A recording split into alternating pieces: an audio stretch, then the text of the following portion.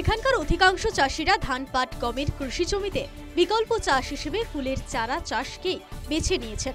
ফলে শীত পড়তেই পূর্বস্থলীর কৃষি জমি থেকে রকমারি মৌসুমি ফুলের চারা পাইকারি দরে বিক্রি শুরু হয়েছে। খুচরো বিক্রেতাদের ঝুড়ি বোঝাই করে এই ফুলের চারা রেল ও সড়ক পথে পশ্চিমবঙ্গ সহ বিভিন্ন রাজ্যে ছড়িয়ে পড়ছে। আর এবছর এই অঞ্চলে ফুল উৎপাদন বেড়ে যাওয়ায় হাসি ফুটেছে ফুল চাষি সহ খুচরো বিক্রেতাদের মুখে। শৌখিন গৃহস্থরা এই চারার প্রধান ক্রেতা। শহর অঞ্চলে বিক্রিও বেশি, তাই 12 রকম প্রজাতির গাঁদা, বিভিন্ন চন্দ্রমল্লিকা, দোপাটি, পিটেনিয়া, ডালিয়ার উৎপাদন হয়েছে। যদিও সম্প্রতি এই এলাকার বিভিন্ন গ্রাম পঞ্চায়েতে অকাল বর্ষণ হয়েছে, কিন্তু মৌসুমে এই চাষে তার কোনো প্রভাব পড়েনি। তাই কৃষি জমিতে ফসল চাষের পর বাড়তি চাষের আয়ে হাসি ফুটেছে এখানকার ফুল চাষিদের মুখে।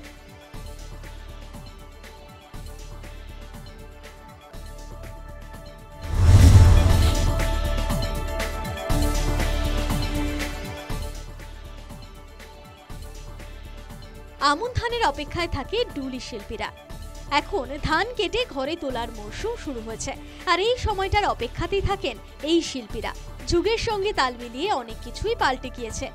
এখন অত্যাধুনিক প্রযুক্তিগত মেশিনের মাধ্যমে ধান কাটা, ঝাড়াই ও বস্তাবন্দি করে বিক্রি করা হয়। তা সত্ত্বেও কিছু কিছু গ্রামীণ এলাকায় সারা বছরের খাদ্য হিসেবে বাঁশের তৈরি ডুলিতে ধান মজুত করে রাখা হয়। প্রয়োজন মতো সেখান থেকে ধান সংগ্রহ করে চালের জন্য প্রস্তুত করা হয়। তাই ডুলির ভূমিকা আজও রয়েছে, তবে তা আগের তুলনায় অনেক কম। তুফানগঞ্জে সপ্তাহে 2 দিন হাট বসে, আর এই হাটে এই জিনিসের বেচাকেনা হয়। প্রচুর ডুলি পার্শ্ববর্তী রাজ্য আসামেও যায়। আগে প্রায় শতাধিক পরিবার যুক্ত ছিল এটা তৈরির কাজে। এখন সংখ্যাটা এসে দাঁড়িয়েছে 10-15 জনে। তবে এই শিল্পকে যেভাবেই হোক টিকিয়ে রাখবেন বলে জানান ডুলি শিল্পীরা।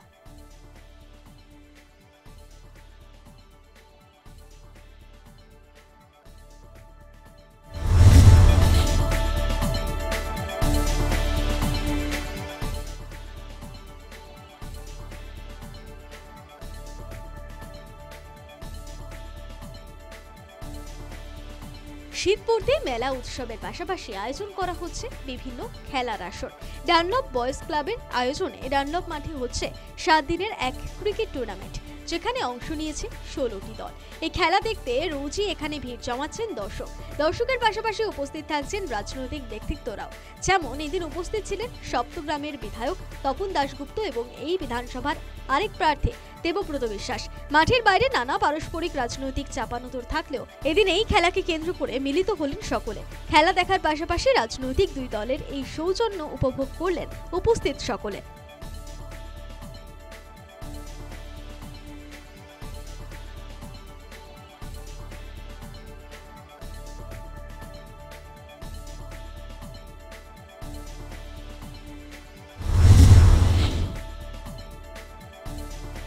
জীবনকে নতুনভাবে চেনানোর স্বপ্ন যিনি দেখিয়েছিলেন তার লেখা ও সুরে, সেই সলিল চৌধুরীকে নিয়ে হয়ে গেল সলিল সমারোহ নামের অনুষ্ঠানটি, যা আয়োজন করেছিলেন সলিল চৌধুরীর জন্মশতবর্ষ উদযাপন কমিটি। সমগ্র রাজ্যে গণনাট্য সংঘের এই উদ্যোগের পাশাপাশি এখানে যুক্ত ছিল আরও 62টি সংস্থা। সারা বছর ধরেই নানা জেলায় আয়োজন করা হয়েছিল নাচ, গান, সেমিনার ও ওয়ার্কশপের। আর এদিন যাদবপুর বিশ্ববিদ্যালয় ওপেন এয়ার থিয়েটারে হয়ে গেল এই জমকালো অনুষ্ঠানটি। ছিল 300 জনের গানের কয়ার, 50 জনের কবিতা কয়ার। একদিকে লেখক, গায়ক, গীতিকার, অপরদিকে যন্ত্র ও কণ্ঠশিল্পের সেই অনন্য শিল্পীকে এভাবেই শ্রদ্ধার সঙ্গে স্মরণ করা হলো, যা দেখতে হাজির ছিলেন প্রায় 3000 মানুষ। কর্পোরেট কালচারে ফিরে যেন হারিয়ে না যায় এই মহান মানুষটির সৃষ্টি, যেন ছড়িয়ে পড়ে প্রত্যন্ত গ্রামের প্রান্তিক মানুষদের মধ্যে, এমনই উদ্যোগ আয়োজকের।